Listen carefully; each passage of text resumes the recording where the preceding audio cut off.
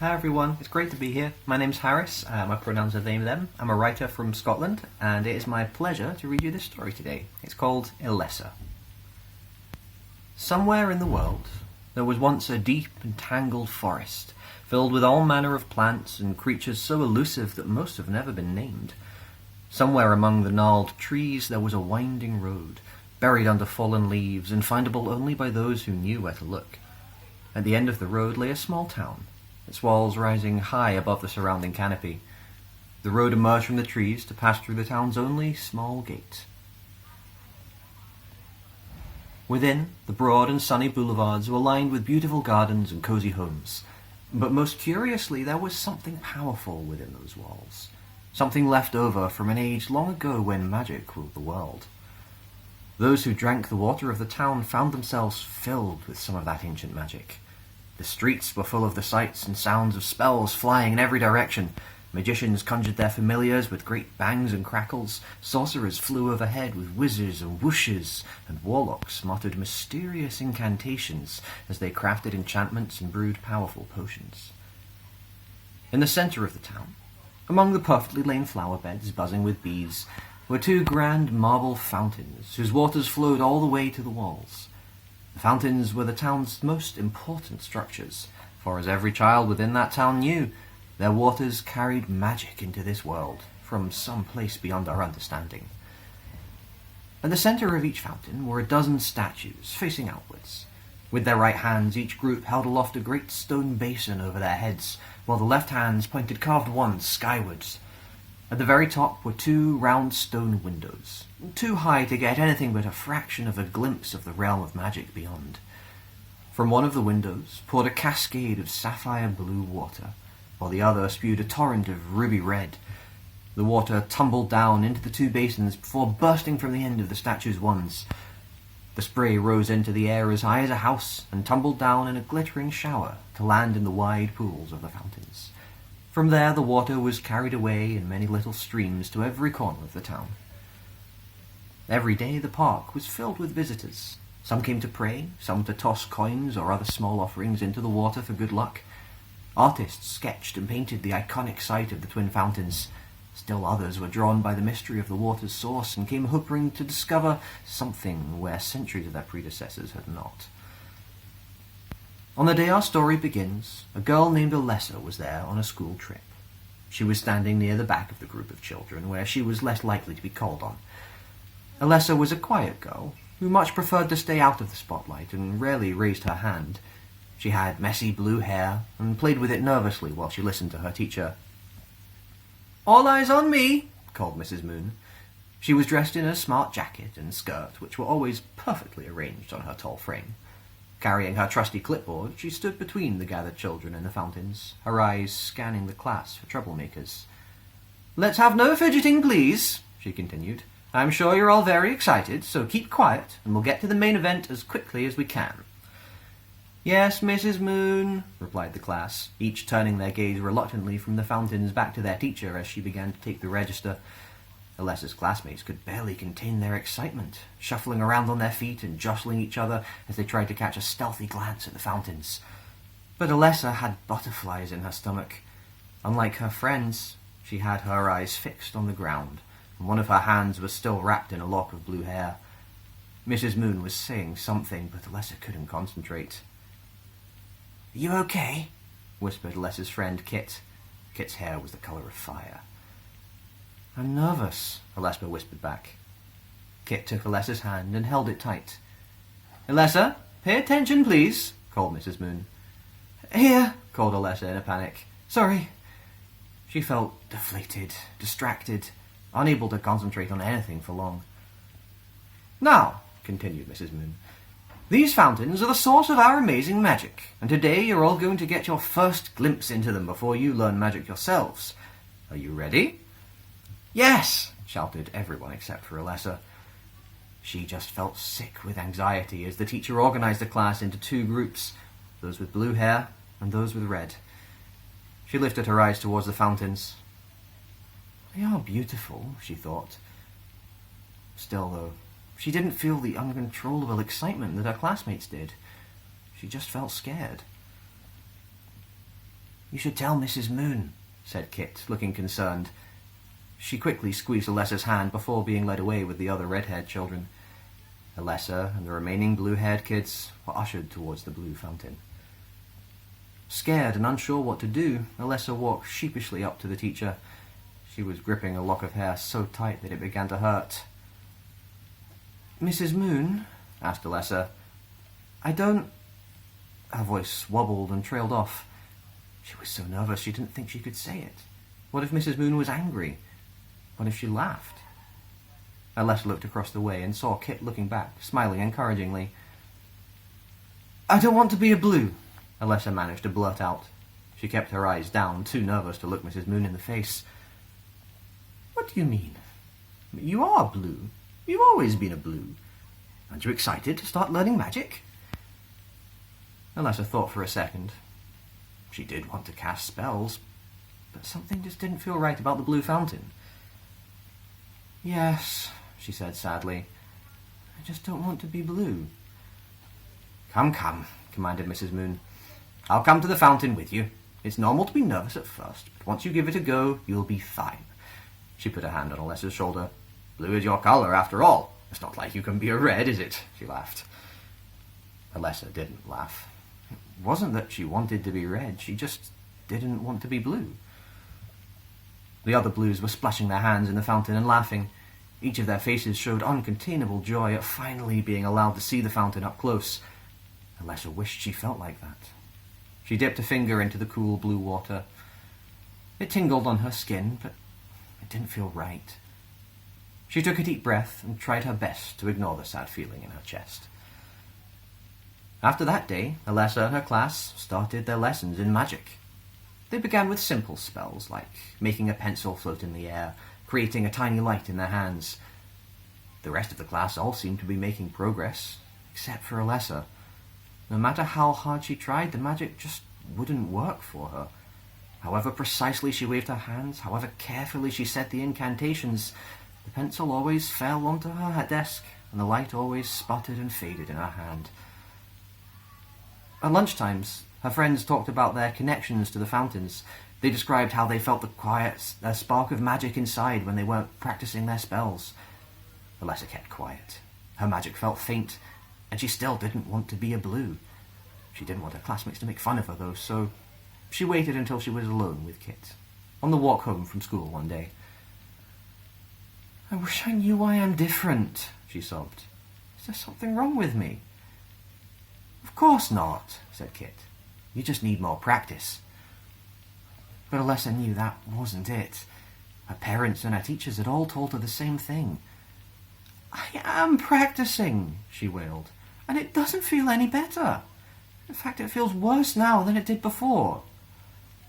Elessa felt frustrated with everyone around her.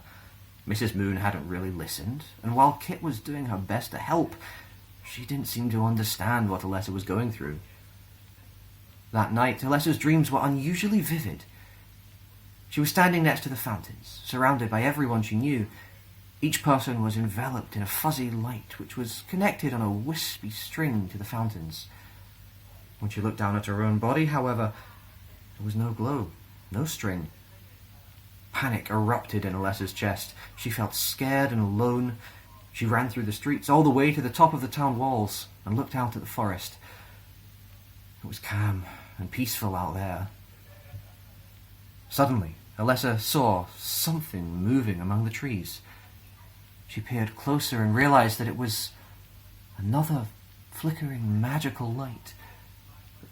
This one was different. This one was green. Elessa woke up with her heart beating fast. Something immediately felt different. The tips of her fingers were tingling with a vibrant, excitable energy. She dressed as quickly as she could, and as noiselessly as possible, and tiptoed out of the house, taking care not to wake her parents. It was still the deepest part of the night, when the world is quiet and still. There was nobody about as Elessa looked both ways down the moonlit street. The only sound, a dog barking somewhere in the distance. The only movement, the leaves and grass dancing in the nocturnal breeze. Elessa felt a little more comfortable, knowing that she was alone. For now, at least, she didn't have to worry about other people and what they thought of her. Elessa walked with a feeling of purpose for the first time, guided by that fuzzy sensation in her fingers. It guided her path as if some part of her knew deep down where she needed to go. Her feet carried her swiftly through the town, her heart bursting with anticipation of what might await at the end of her journey. A silent internal guide led her down to the town's walls, just like in her dream. She quickly climbed up the steps. It was exhausting, but she didn't stop until she reached the very top. Looking out, the forest was dark and still and oh, so green. It was laid out in every direction like an enormous blanket spreading all the way to the horizon and beyond. Elessa wasn't sure what to do next. She closed her eyes and tried her best to remember what had happened in the dream. She thought of that green light she'd seen among the trees. The sensation grew stronger, spreading from her fingers all the way up her arms and across her body. It sent her heart galloping before it centered in the center of her chest like a spark. It was warm and comforting and tugged her towards the woods with a vibrant urgency. Elessa wanted desperately to follow that spark, but she was still so scared to go out there alone in the unknown. After a moment of thinking, she knew what to do. She hurried back through the streets, the spark trying to pull her towards the woods all the while. She arrived at a little house. It was set within a garden overflowing with flowers and vegetables, and there were long growths of ivy climbing the walls. Elessa went around to the back, where she gathered a small handful of stones and began tossing them one by one towards an upstairs window. "Kit!" she called as she knocked on the glass. "Kit, wake up!" The curtains were thrown back and the window lifted open. Elessa saw Kit's face emerge from the window, her hands rubbing the sleep from her eyes. "Elessa? What's going on?" Kit asked. Then she saw her friend clearly and noticed the nervous way Elessa was twisting her hair and chewing her lip. "Oh dear, hang on right there," she said, already clambering out of the window and carefully climbing down the ivy that covered the walls of the house. When she reached the bottom, the first thing she did was give Elessa a tight hug. "I need your help, Kit," said Elessa softly as she returned Kit's embrace. "There's something wrong. I need to go find out what to do, but I'm scared to go alone." Over Kit's shoulder, her voice sounded distant.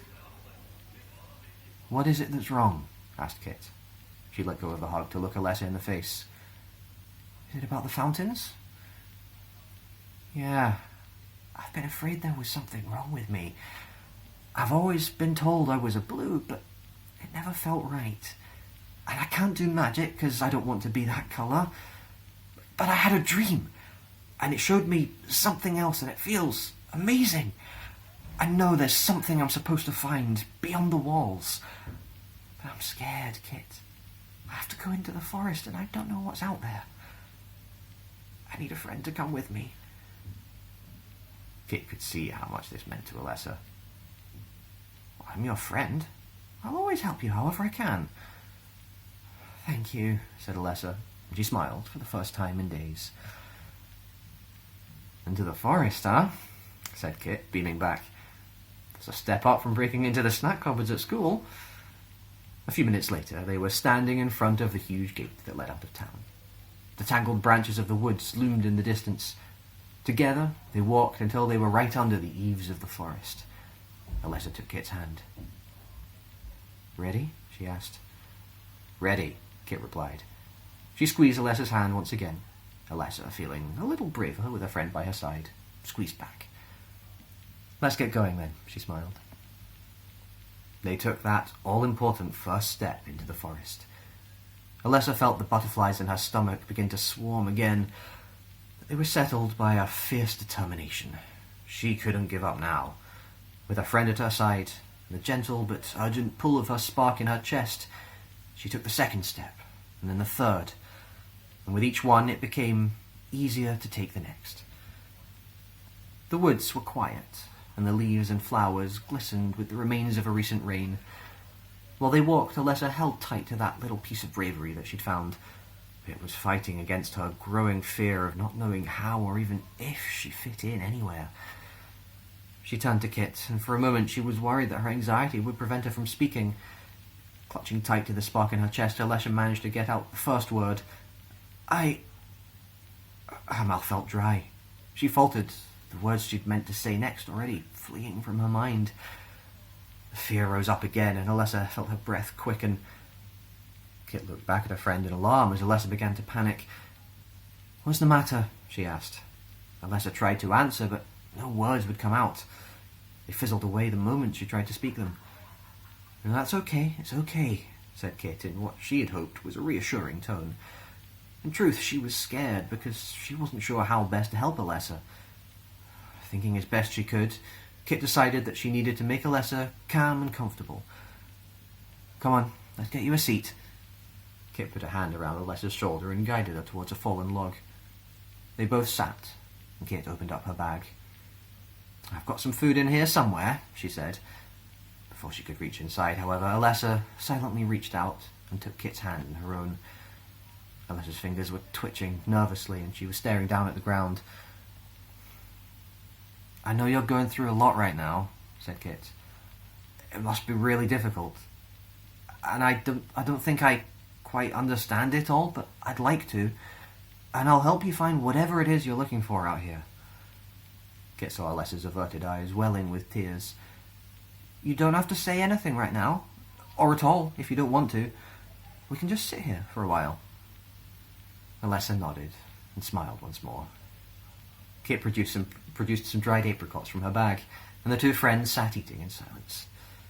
Elessa felt the panic slowly receding, like an outgoing tide. When it was gone, she took a deep breath and wiped the tears from her eyes.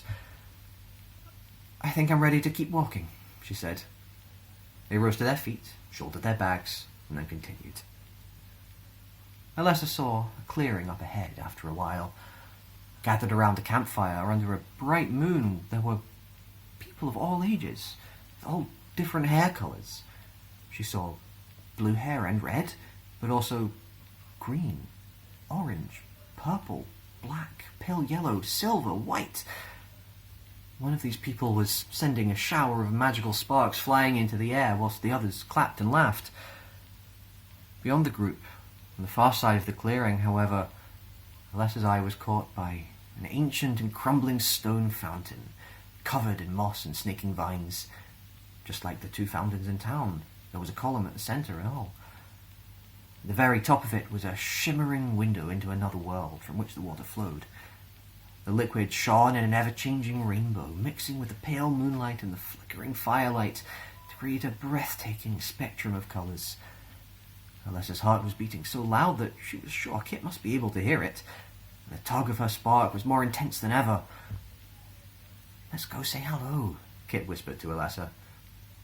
Elessa couldn't find any words to say, so she simply nodded and stepped into the clearing. "Hello," she managed as she walked towards the group around the fire. She wasn't sure where to look. Her eyes darted from the fountain to the strangers, to Kit, back to the fountain, back to the strangers. She felt suddenly very exposed in front of all these people, the fear beginning to rise once again.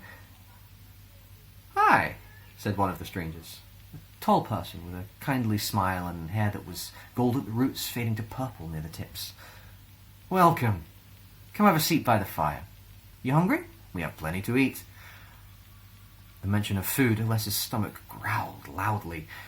She saw the stranger's caring eyes and warm smile, and felt the built-up anxiety relent just enough for her to smile back. "We're starving," said Kit, glancing at Elessa with a grin and wiping a morsel of apricot from the corner of her mouth. The girl sat by the fire and accepted platters piled high with aromatic forest mushrooms and warm, crusty bread. "I'm Hess," the stranger continued. "You two probably have quite a story to tell. We'd love to hear it." "I'm Elessa," she began, then paused to wipe the fruit juice from her chin. "This is my friend Kit. We followed this feeling I had through the forest, and it led us here." She told them about how she'd been feeling, how she never felt like a blue, about the day she first went to the fountains, about her dream, about the journey through the woods. Hess looked her in the eye and smiled. "First thing first," they said. "You're very brave, Elessa. It's hard to live with those kind of feelings sometimes. But here's the good news. You're not alone. All of us here have been through similar things. I grew up thinking I was a red, but I was never quite happy like that. At first I was scared too, so scared. When I found this place, realized I was never a red at all. I thought I was a red, but it turns out I'm a blue, someone else interjected from across the fire. Their sapphire hair was buzzed short at the sides, revealing snaking tattoos that curled around the ears and descended below their collar. Around the circle, others began to join in the chorus, proudly proclaiming their colours. All of you? Asked Elessa. All of us, replied Hess. We're like a big family. We look after each other. We call ourselves the Magical Misfits. Here, you don't have to pretend to be anything that you're not. Elessa could hardly believe what she was hearing. She looked around at the assembled misfits. People just like her, in a way, their own stories and struggles. Her eyes began to brim with tears, her heart overwhelmed, her mind struggling to catch up to reality. Hess stood up, extending a hand. Come with me. I want to show you something. Elessa slowly stood up, with Kit's supportive hand on her arm. I'll come with you if you like, whispered Kit. Yes, please, mumbled Elessa. She took Hess's hand, and the two girls followed Hess across the clearing towards the old stone fountain. Go ahead, have a look, Hess said reassuringly. It's okay, we're all here for you. Elessa had to remind herself to breathe as she stepped closer to the fountain. The surface of the water shimmered beautifully. Her reflection was painted with countless hues. When you're ready, put your hand in, Hess encouraged. Kit stood close by, giving Elessa a comforting smile. Elessa slowly reached out to touch the water. The instant her finger made contact with the surface, a surge of crackling energy jolted through her entire body. When the initial shock had passed, it left in its wake a wonderful sensation of calm and comfort like none she'd ever felt. The crackles settled in Alessa's chest and fingertips. She felt confident. She felt powerful. It was as if a heavy weight had been removed. She watched as the kaleidoscope of colours in the water faded away one by one, until all that remained were a few dazzling shades of green.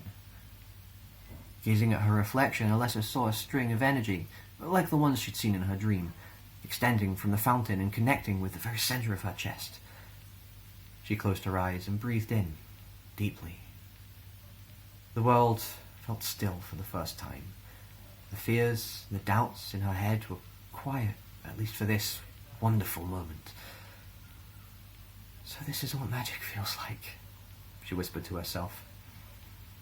It's amazing.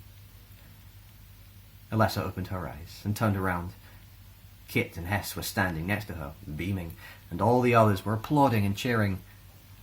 Your hair! Gasped Kit. Elessa looked back into the fountain and nearly cried with joy. Her hair was changing from blue to the green of a summer forest, as if an emerald wave was rushing across it from root to tip. She ran a hand through her new hair and held her strand in front of her eyes. I love it, she squealed. Want to give this another go? Kit asked. Elessa saw that she was holding out a small twig.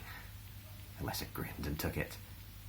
Holding it in her palm, she concentrated, spoke the incantation for the levitation spell that she'd had so much trouble with before. Twig wobbled, and then it rolled over, and then it lifted slowly into the air and hovered there. Elessa was so surprised and excited that she began jumping up and down on the spot, and her hands shook uncontrollably. I did it! She yelled. I can't believe it! I did it! Kit, thank you so much! And you too, Hess. I don't think I'd ever have been able to make that magic work. She felt tears welling as the realization of what had just happened began to fully sink in. I never even knew there were other options, she sobbed. Well done, Hess beamed. I'm so happy for you. You found something more about who you are. You should be proud of yourself for trusting your instincts. I imagine there might have been people who didn't believe that you weren't a blue. It's not always easy. But every time you do, every time somebody does, the world becomes a brighter place.